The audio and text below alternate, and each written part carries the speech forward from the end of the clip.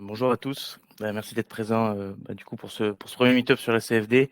L'objectif, ça va être de vulgariser un petit peu, la CFD et cette, expertise qui est assez méconnue, mais qui est quand même très utile dans beaucoup de secteurs. Du coup, un rapide sommaire de comment ça va se passer. On va d'abord vous présenter qu'est-ce que c'est la CFD, d'un point de vue assez théorique, pour ensuite vous parler, des applications possibles avec des exemples projets et le témoignage pardon de Mernaz Rehanian, qui travaille dans le secteur du bâtiment. Sans plus attendre, je vais passer la main à Valentin qui va rentrer dans la partie technique. Oui, bonjour à tous. Alors la CFD, avant tout, c'est un acronyme qui veut dire Computational Fluid Dynamic, qu'on pourrait résumer en français par mécanique des fluides numériques. Donc tout d'abord, il y a une partie mécanique des fluides. Donc la mécanique des fluides, c'est l'étude des comportements des fluides, donc que ce soit statique ou dynamique. On va essayer de comprendre toutes les forces en jeu pour comprendre comment ils vont circuler dans une pièce ou dans des systèmes plus complexes aussi. Mais un fluide, qu'est-ce que c'est? Un fluide, c'est la réunion de 2 états de la matière qui sont les liquides et les gaz. On pourrait résumer ça par tout ce qui s'écoule. Hem et en fait, on les réunit parce que les équations, qui régit leur mouvement, leur comportement sont les mêmes. Ce sont les équations de Navier-Stokes et en fait, un gaz et un liquide va juste être différencié par rapport à ses caractéristiques, intrinsèques, que ce soit, la viscosité ou la densité. Par exemple, le miel est beaucoup plus visqueux que l'eau et l'eau est beaucoup plus dense et visqueux que, l'air. Mais c'est le même comportement et les mêmes équations qu'il y a derrière. Et grâce à la mécanique des fluides, on peut, étudier différentes physiques. Donc on peut étudier par exemple un seul fluide, donc on appelle ça monophasique, donc par exemple l'écoulement d'air dans une salle ou alors diphasique. Ici on a la modélisation d'un spray nasal. On peut également étudier le changement de phase, donc passer d'un état liquide ou gazeux ou inversement, donc les phénomènes de condensation, donc la création de gouttelettes d'eau par exemple sur une vitre lorsqu'il fait froid en hiver. Et également, on peut prendre en compte la thermique, qui peut avoir un rôle très important dans la mécanique des fluides, puisque la température va jouer un rôle important, va modifier de manière plus ou moins importante ces caractéristiques, justement, la densité, la viscosité. Et il faudra prendre en compte, du coup, ces facteurs thermiques pour être sûr qu'on capte tous les phénomènes liés à notre système. Et ensuite, on a une partie, du coup, calcul numérique. Donc la CFD, c'est avant tout de la modélisation via l'ordinateur euh, de, euh, de mécanique des fluides. Et du coup, c'est des équations qui sont très complexes et qui donc vont nécessiter des puissances informatiques importantes. Et le temps de calcul peut être très long, ça peut durer plusieurs minutes, comme plusieurs heures ou même plusieurs jours. Et donc, en fonction des hypothèses qu'on va prendre, le temps de calcul peut être très très long. Donc, il faut prendre les hypothèses adéquates en regard de la précision et de l'objectif qu'on recherche. Et enfin, une fois qu'on a donné tous nos modèles physiques, qu'on a pris tous nos modèles physiques et nos hypothèses, on peut les implémenter, les paramétrer dans nos outils numériques et aussi paramétrer également les paramètres numériques pour la convergence du calcul pour qu'à la fin, toutes les valeurs soient cohérentes et correctes et qu'on puisse post-traiter nos résultats. Et pour continuer, Guillemot va vous expliquer pourquoi on utilise la CFD et quand on utilise la CFD. Merci Valentin sur cette partie, assez technique pour expliquer, comment ça fonctionne et effectivement, c'est assez intéressant de voir pourquoi, on utilise la CFD et qu'est-ce qui l'a amené dans plein de secteurs maintenant. Historiquement, la CFD a été développée dans des secteurs où, les physiques sont, comme l'a dit, Valentin, complexes ou bien dangereuses ou alors les coûts pour faire des essais sont très importants. Dans ce cas-là, on s'est dit: «On va mettre en place, des modèles numériques pour tester des choses sans prendre de risques ou bien sans dépenser trop d'argent». La problématique qui s'est d'abord posée, c'est que, les temps de calcul, comme le disait Valentin, peuvent être très longs ou alors très coûteux pour avoir de bonnes puissances. Donc c'est ce qui a amené beaucoup de temps de développement, mais vu la criticité des secteurs dans lesquels elle a été utilisée au départ, type nucléaire ou défense, la qualification de ces outils et des modèles qui ont été développés a été reconnue sur un grand nombre de physiques. De, actuellement et on le sait, les capacités en puissance de calcul, en serveurs de calcul, sont en train d'augmenter pour des coûts qui sont en train de diminuer. Donc le prix, versus la puissance a amené une réduction des coûts de production, et un intérêt, d'utiliser la CFD dans plus de projets. Effectivement, comme vient de le faire Cheval, il y a la rapidité des résultats aussi qui a augmenté, étant donné qu'on a augmenté la puissance, on a augmenté la rapidité et donc du coup l'industrialisation de ces résultats dans des problématiques qui ne sont plus de longue durée. Effectivement, à la base, c'était plutôt des secteurs qui avaient des projets sur du long terme et qui pouvaient se permettre une R&D longue sur le sujet. Maintenant, on peut l'utiliser dans des secteurs qui sont demandeurs de résultats, très rapidement. Une fois qu'on a dit pourquoi on utilise la CFD, c'est intéressant de savoir quand. Effectivement, quand, ça va être tout le temps. Plus sérieusement, tout le temps, c'est dès la phase d'idée, pour savoir avoir une première tendance de la partie thermique et de la partie fluidique et de ce qui est faisable ou de ce qui n'est pas faisable. Ensuite, il va y avoir au moment de la conception, pour l'accélérer en faisant des tests et en faisant des préconisations sur des choix qui peuvent être stratégiques. Et donc, du coup, améliorer ce vieux cycle en V qui pouvait prendre du temps et faire des effets tunnels. L'intérêt maintenant, c'est d'être assez agile et donc, du coup, être réactif lors de problématiques. Ensuite, il y a dans la phase de test ou bien la phase d'essai dans certains domaines, elle est appelée. L'intérêt dans cette phase, c'est de détecter les bonnes zones d'intérêt d'un point de vue numérique ou les bonnes valeurs d'intérêt à suivre d'un point de vue physique lors de la phase d'essai. Ou alors encore, optimiser le nombre d'essais en faisant le plus possible de façon numérique. Effectivement, on peut optimiser plus rapidement et plus justement d'un point de vue numérique que si jamais on fabrique la chose pour la tester et voir qu'il y a une erreur et modifier. Et enfin, auditer l'état de l'art d'un système ou d'une configuration donnée dans plusieurs cas. C'est ça l'intérêt aussi de la simulation, c'est de pouvoir effectivement, il y a le cas parfait où tout fonctionne bien et les cas accidentels ou bien les cas spécifiques à chaque système ou bien à chaque environnement. Maintenant qu'on a répondu aux questions pourquoi et à quel moment on peut s'en servir, c'est intéressant de savoir pour qui. Parce que comme je le disais, effectivement, il y a des secteurs qui sont historiques de la CFD et qui utilisent régulièrement cette expertise, comme le nucléaire, mais j'en parlerai un petit peu après. Tout d'abord, le bâtiment. Le bâtiment, c'est un nouveau secteur qui est demandeur de CFD, tout simplement parce qu'avant, on pouvait se permettre de dimensionner à la grosse, passez-moi l'expression, mais l'intérêt maintenant, l'objectif maintenant, c'est d'avoir de nouvelles normes et de nouvelles contraintes qui font qu'on doit réduire les coûts. Et c'est la précision de la CFD qui va leur permettre, d'un point de vue études intérieures, par exemple, sur de la ventilation ou sur du confort thermique, ou sur des risques de condensation ou sur la qualité de l'air, c'est la CFD qui va leur amener un niveau de précision suffisant pour certaines configurations. Là, j'ai parlé de l'intérieur, mais ça peut être aussi des cas en extérieur sur l'impact du vent sur un campus, on en parlera plus tard avec Madame Rayagnan, ou bien sur des zones mortes de diffusion d'air. Un autre secteur qui est demandeur, mais pas non plus un secteur historique de la CFD, c'est la pharmaceutique. La pharma, sur tout ce qui va être équipement de production, encrassement sur des lignes de prod, ou bien la dispersion, les sprays ou les aérosols. C'est plutôt des secteurs où ce sera de la R&D avec lesquels la CFD va s'appliquer. Ensuite, l'oil and gas. L'oil and gas, ça regroupe tous les acteurs majeurs du pétrole et de la distribution et du stockage de gaz. La CFD peut permettre de modéliser plusieurs phénomènes, plusieurs gaz, plusieurs process de stockage et de distribution, ou alors encore des équipements particuliers, type filtres, injecteurs, etc. Ensuite, dans le cas du nucléaire, comme je le disais, c'était des acteurs historiques, effectivement, puisqu'on va travailler avec des gaz qui sont dangereux ou avec des équipements qui sont à risque, ou bien tout simplement, on va vouloir savoir l'évolution en fonction du temps sur de très longues périodes, et donc du coup, on ne peut pas se permettre de faire de tests. Et donc du coup, c'est là que ça a commencé fortement, la CFD, à être très utilisée, en permettant de passer des jalons, que ce soit sur les bâtiments, l'interaction entre l'extérieur et l'intérieur, la partie dissipation des fumées, suivi de particules, la ventilation, la thermique, travailler sur les équipements spécifiques pour les optimiser, le stockage de combustible à long terme.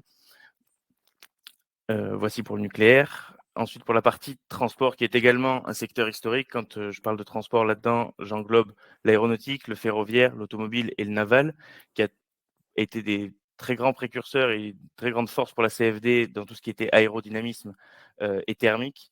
Donc, pour la thermique, vous en doutez, sur tout ce qui va être partie moteur, et l'aérodynamisme pour la partie extérieure.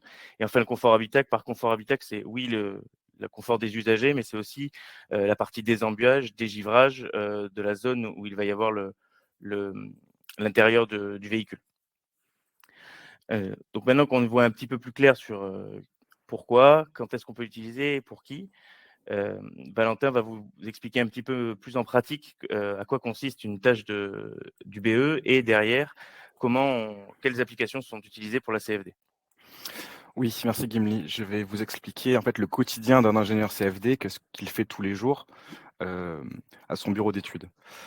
Donc à la réception d'un fichier 3D ou alors on peut aussi le reconstruire, ce fichier 3D, qui est brut, on va, extraire, on va créer la géométrie fluide. Donc en fait, faire le négatif de ce fichier brut. Donc on va remplir l'intérieur. Donc là, c'est un exemple sur la, station de métro, une station de métro. Donc on peut voir la salle d'échange où on composte son billet. Et en fait, c'était une étude de désenfumage. Donc on va valider des installations de désenfumage par rapport à des critères de vitesse d'air. Donc s'il y a un incendie, il va y avoir des fumées, il faut valider, des minimums de vitesse d'air pour que l'air circule bien et que la fumée puisse être évacuée. Donc après la géométrie fluide, on va réaliser, ça s'appelle le maillage. Donc en fait, le calcul repose sur une méthode des volumes finis. Donc on va segmenter, on va mailler en toutes petites mailles. Donc ça peut aller à plusieurs milliers jusqu'à plusieurs millions dans un système. Donc là, celui-ci de mémoire, il était vers 500 000 mailles. Et les calculs vont être réalisés dans chaque maille. Et donc, on aura une valeur très précise de la température, de tous les paramètres physiques, donc température, vitesse, pression, dans chaque maille. Et du coup, on pourra avoir une cartographie très précise de l'écoulement d'air ou de la thermique dans le système. Donc, une fois qu'on a fait le maillage, on va passer à l'étape de mise en données du calcul. Donc, c'est là où on va rentrer toutes les conditions limites, donc toutes les entrées ou les sorties d'air, toutes les températures sur les parois, toutes les termes sources, tous les termes de puissance thermique qu'on peut ajouter également par le fait qu'il y ait des occupants ou diverses choses comme ça. Et une fois qu'on a réalisé cette étape, on peut lancer le calcul. Donc, comme je vous l'ai dit, ça peut prendre plusieurs minutes, plusieurs heures, plusieurs jours. Une fois qu'on a du coup le calcul, on peut le post-traiter. Donc, regarder si du coup ces vitesses d'air sont respectées. Et si jamais c'est pas le cas, on peut essayer d'optimiser. Donc, soit par exemple augmenter le débit ou réduire le débit, ou chercher un nouvel emplacement pour le ventilateur. Et on parle d'optimisation et on peut ensuite recommencer le processus que je viens d'expliquer. Juste en termes de précision, recommencer le processus, ça dépend quel est l'objectif. Si jamais on veut faire une modification effectivement structurelle, on va devoir recommencer le processus du départ. Bien sûr. Par contre, si jamais vous voulez faire une modification juste de mise en données, le processus est beaucoup plus court. C'est là où il y a de l'agilité, c'est là où il y a maintenant de la vitesse dans ces calculs. C'est que si vous voulez modifier le débit de la pompe, c'est pas obligé de refaire tout le circuit. Non, on va juste réintervenir sur la mise en données du calcul et on pourra le relancer directement. Effectivement, merci Gimli. Donc après vous avoir montré de manière théorique et pratique ce qu'était la CFD, je vais vous montrer quelques exemples de projets. Donc tout d'abord dans le bâtiment, donc en haut on peut voir une modélisation interne, donc comme l'expliquait Gimli, une modélisation du confort humain. Donc c'était pour l'auditorium de Bordeaux, donc ils avaient des soucis par rapport au confort des artistes et même des spectateurs en termes d'écoulement froid qu'ils ressentaient. Et du coup, il a fallu prendre en compte, du coup, faire une méthodologie. On a pris en compte du coup la chaleur des occupants, la puissance thermique des éclairages ou des différents équipements. On peut aussi prendre en compte l'ensoleillement, s'il est significatif, prendre en compte la convection naturelle dans l'auditorium et avoir du coup un écoulement d'air dans l'auditorium et voir les phénomènes qui sont mis en jeu, pourquoi ils ressentaient cet inconfort. Donc là, on peut voir une cartographie de vitesse qui se déplace le long de l'auditorium. Donc on peut voir des vitesses qui sont plus élevées liées au soufflage. Et ensuite, grâce à ce constat, on peut chercher des pistes d'optimisation. Donc par exemple, directement jouer sur les gaines de diffusion d'air ou mettre en place des déflecteurs. Ça dépend du type d'optimisation qui est possible. Et un deuxième exemple, qui est la modélisation d'échangeurs de chaleur. Donc là, c'est des échangeurs de chaleur qui étaient à l'extérieur sur un toit, donc qui permettent de refroidir un fluide chaud, donc ça peut être liquide ou gazeux. Et ils avaient des problèmes de réingestion d'air. Donc l'air chaud qui était évacué pouvait revenir sur les côtés, et forcément ça nuit à l'efficacité de l'équipement. Donc on peut également en CFD du coup faire la modélisation d'équipements spécifiques, donc ça peut être échangeur de chaleur, ça peut être aussi d'autres équipements. Et donc l'étude était pour voir s'il n'y avait pas des problèmes de réingestion. Donc là, on peut voir à gauche une cartographie de température, où là, on voit si la température, en tout cas si les zones chaudes sont bien évacuées vers l'extérieur, avec un vent latéral, où on peut faire aussi bouger la magnitude et la direction du vent. Et à droite, on peut voir des lignes de courant, donc des trajectoires fluides, issus du coup de cette extraction d'air chaud, et voir du coup s'il y a des recirculations à l'intérieur de cet espace. Et après, on peut faire des optimisations sur la disposition de ces équipements. Est-ce qu'ils ne sont pas trop resserrés, ou est-ce qu'il faut justement aérer cet espace et ouvrir totalement l'espace pour que le vent puisse balayer euh, euh, tout l'écoulement chaud. Donc voilà, il y a plusieurs optimisations possibles. Merci Valentin. Et du coup, pour appuyer un petit peu ce discours dans le secteur du bâtiment, on va un petit peu échanger avec Madame Rienian. Bonjour Mernaz. Encore merci Bonjour. de votre présence aujourd'hui pour témoigner. Tout d'abord, je vous propose de vous présenter rapidement, ainsi que la société pour laquelle vous travaillez. Oui, bien sûr. Bonjour tout le monde. Je m'appelle Mernaz Reyanian. Je suis responsable du pôle physique du bâtiment, énergie et confort chez CETEC Bâtiment. Alors, Extia, c'est notre partenaire CFD depuis quelques temps maintenant et on en est très fiers de ce partenariat. Alors, en fait, aujourd'hui, juste, je vais vous lister rapidement pourquoi et en fait, en quelle raison on a besoin des études CFD.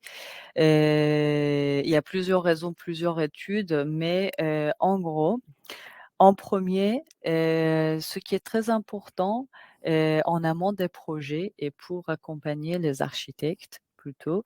Et cette fois-ci, j'insiste qu'on est à l'échelle du campus ou un quartier. Il y a un sujet très important pour les architectes sur lequel ils travaillent avec les énergéticiens. Et ce sujet-là, c'est comment implanter les modules des bâtiments sur le campus ou à l'échelle de quartier, l'un par rapport à l'autre, les modules, pour détecter et éviter déjà en premier les zones de turbulence et les zones morts. Et protéger bien évidemment les bâtiments et aussi, les passagers, des vents hivernales et du coup, établir un espèce de confort hivernal à l'échelle de campus. Et aussi pour profiter de la ventilation naturelle estivale parce qu'en fait, ce genre des études, ça se fait pour, partie estivale, partie hivernale et pour la partie estivale, c'est très important que maintenant, en fait, cette implantation, il faut qu'il nous permette de profiter au maximum, des ressources bioclimatiques passives pour limiter les consommations, de la climatisation et du coup profiter au maximum de la ventilation naturelle en été. Donc cette fois-ci, on est en confort d'été à l'échelle du campus. Étude CFD, du coup, nous confirme, l'axe principal du vent principal en été ou en hiver, avec, le pourcentage de la fréquence du vent. Et quand je parle de vent, ici, c'est vraiment le vent compatible à la ventilation naturelle. Ça veut dire que le vent qui nous apporte, la, température, la vitesse et l'humidité qu'il faut pour rafraîchir les occupants à l'intérieur, du bâtiment. Alors donc, du coup, ce type d'études, c'est pour à l'échelle du campus ou quartier pour, implanter des modules, des bâtiments. Alors les images que vous voyez, c'est pour, un projet qu'on a fait avec Extia c'est un campus à Montévrain. Avec l'expertise de l'équipe, Extia, on a réussi à déjà détecter les zones turbulences. Vous voyez en fait sur les images les zones qu'on a en rouge. Ça veut dire que c'était les zones que, fallait protéger, en, période hivernale pour les piétons et aussi pour les entrées des bâtiments. En plus, pour profiter de la confort estival, du coup, on a, en plus d'implantation des modules, on a impliqué, un espèce de variation des étages, en fait, ou la hauteur des modules en escalier pour que en fait, les modules, ils se cachent pas ou ils se privent pas, l'un à côté de Oui, l'autre. pour pas casser, complètement Voilà. l'écoulement, de façon trop abrupte, ça a été un des conseils effectivement de déplacer un petit peu et d'adoucir la pente entre les différentes hauteurs de bâtiments. Peut-être Valentin, tu peux passer sur la slide aussi d'après, parce que ça appuie le discours de Mernaz sur, l'étude en fait en fonction de je vais laisser Mernaz en parler, mais c'est pour corroborer ce qu'elle disait, en fonction des axes de vent, voir l'impact et l'implantation des différents bâtiments, voir quel va être l'impact effectivement du vent sur le dit bâtiment ou sur des ouvrants du bâtiment. Exactement. Donc, alors là, en fait, ça, c'est un autre projet. Ça, c'est un, escalier, très, très vitré que ici, en fait, le sujet, c'était établir le confort à l'intérieur, de cet escalier, un confort, estival. Donc, ça veut dire, étudier l'effet de la ventilation naturelle, donc le débit du vent qui, entre par les ouvrants et la pression du vent sur la température intérieure. Donc, à ce moment-là, ce qui est très important pour ce genre des études pour nous, et que ce genre des études, en fait, ça se fait cette fois-ci en phase APS ou APD et que c'est pour établir, nos études de simulation STD, simulation thermique dynamique ou énergétique dynamique. Alors là, c'est de déterminer, la pression du vent sur les parois, sur chaque orientation. C'est super, ça c'est vraiment des données en amont dans nos simulations à nous qui est super, important. Donc ça, c'est deuxième type des études quand on a besoin des études CFD et troisième, cette fois-ci, c'est vraiment dans les phases, pro ou DCE et ça, c'est à l'intérieur du bâtiment et cette fois-ci, nous avons besoin de CFD pour visualiser, étudier les écoulements de l'air à l'intérieur du bâtiment et par exemple, la diffusion d'air par les diffuseurs ou un matériel CVC et avec en fait ce genre des études, ça nous permet de, comprendre ou, détecter les problématiques du confort. Par exemple, dans le bureau ou dans les mêmes, beaucoup de locaux, de luxe, de comprendre ou dans la restauration orientation des diffuseurs, comment installer les diffuseurs et la vitesse d'air, les zones turbulences et même la température, Mmh. intérieure. Ouais, parce que le confort humain, lui, il est lié à la température, à la vitesse d'air, à l'humidité. On peut même prendre en compte, le fait qu'il soit habillé plus ou moins, en hiver ou en été. Donc oui, on intervient beaucoup aussi sur le confort humain dans les différents, bâtiments ou open space, ça peut être aussi également des open space. Voilà, juste je rajoute un petit point que en fait, non seulement pour le confort à l'intérieur du bâtiment que pour le problème des enfumages que, vous avez déjà expliqué ou la propagation des polluants. Parce qu'aujourd'hui, sujet de qualité d'air, en fait, c'est le sujet de plusieurs certifications et qu'à ce moment-là aussi, on a besoin des études CFT à l'échelle de l'intérieur du bâtiment. Voilà. Merci beaucoup Mernaz, De rien. c'était très intéressant et on va laisser la main à Valentin qui a encore deux applications à vous Oui, présenter. c'est ça, 2 projets. Donc le suivant, donc on appelle ça de l'optimisation paramétrique. Donc en CFD, il est possible, avec des algorithmes et des logiciels adaptés, de pouvoir en fait optimiser de manière autonome un système. Donc là, c'était un cas test sur une gaine de ventilation qui soufflait du coup dans une salle. Donc on avait 12 paramètres géométriques variables en entrée et 2 critères, en tout cas 2 objectifs à optimiser. Donc l'optimisation paramétrique peut nous servir à optimiser les valeurs physiques ou alors trouver un compromis. Si jamais les deux ne sont pas possibles à optimiser en même temps, on peut trouver un compromis entre plusieurs valeurs physiques. Donc là, les deux objectifs étaient la perte de charge du système et également l'homogénéité des vitesses selon le plan qu'on peut voir à droite. Et du coup, l'optimisation paramétrique peut nous servir à gagner énormément de temps, puisque du coup, le logiciel va lui-même lancer, là, il y avait une centaine de calculs. Donc, si on va dire que le système n'est pas trop coûteux en temps de calcul, on peut partir le soir en lançant notre optimisation et revenir le lendemain matin et avoir du coup les valeurs, ou le compromis, ou en tout cas les valeurs optimisées avec la configuration qu'il a pu trouver lui-même. Donc, c'est un gain de temps important.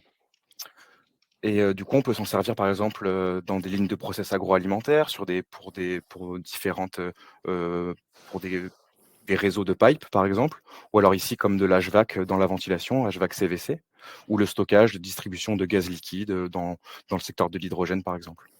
Deuxième exemple, donc un dispositif médical. Donc ici, c'est un spray nasal.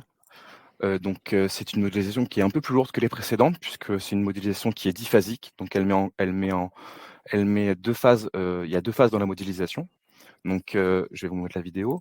Donc, il y a une phase liquide qui est de l'eau et la phase gazeuse qui est de l'air. Donc, on va modéliser l'interaction entre ces 2 phases via la tension de surface et on va pouvoir voir à la sortie du spray nasal comment se comportent les gouttelettes et ensuite voir à quelle hauteur, jusqu'à quelle hauteur peut aller le spray, voir la forme du spray, voir l'ovalité du spray, voir aussi les tailles des particules, puisque du coup, comme ça peut être des médicaments, les tailles de particules ont une importance capitale pour que du coup, il y ait le bonne délivrance. Et ensuite, ce qui est intéressant sur ce projet, c'est qu'il y a eu de la corrélation calcul-essai. Donc, tout d'abord, on a créé et mis en place une méthodologie et on a pu la valider via des essais. Et une fois qu'on a pu mettre en place cette validation, on peut faire une étude de sensibilité très importante sur plein de paramètres géométriques et voir directement l'impact que ça a sur du coup la taille des particules ou l'ovalité de la tâche. Donc après, en fonction du coup de toutes ces études de sensibilité, on sait exactement comment se comporte notre spray. Et si on a besoin, par exemple, on peut faire un catalogue justement de cette sensibilité. Et si on a besoin de telle ou telle taille de particules, on sait quel spray déjà utiliser. Et comme le disait Gimli sur l'intérêt de la CFD, c'est un système qui est très petit, donc c'est l'ordre du millimètre. Donc en fait, des essais, c'est très difficile à faire et très difficile de comprendre pourquoi on a telle taille de particules ou telle forme de tâche. Mais grâce à la CFD, on peut comprendre à l'intérieur ce qui se passe en termes d'interaction entre l'eau et l'air ici, et du coup pouvoir mettre en place et après optimiser notre système. Et par exemple, je vous ai mis 2 autres applications. Donc dans la cosmétique, donc avec le parfum, donc on a aussi des sprays. Il y a aussi des bus d'injection, par exemple dans les moteurs, il y a des bus d'injection dans les carburants, pour ne citer que celle-là. Merci Valentin. Du coup, voilà, ça a un peu balayé l'ensemble des physiques qui pouvaient être traitées et sur l'ensemble des sujets qui ont pu être traités chez nous aussi. Qui on est, parce qu'on ne s'est pas présenté effectivement. Gimli Lamalche, moi je suis ingénieur chargé d'affaires chez Extia maintenant depuis 4 ans. J'ai été accompagné de Valentin pour cette présentation, qui est ingénieur CFD depuis 4 ans également au sein du BE. Le BE, il a été créé par Mehdi Kassassi, qui est absent aujourd'hui, hélas, et Steven Dex, qui sont 2 anciens consultants et qui ont eu la chance, c'est que grâce à Extia, de pouvoir monter leur projet, de faire de la CFD dans plein de secteurs et plus uniquement chez un seul client. Ce qui fait une équipe de 4 passionnés qui va toquer aux portes de différents clients pour faire des projets qui sont tous les uns plus intéressants que les autres.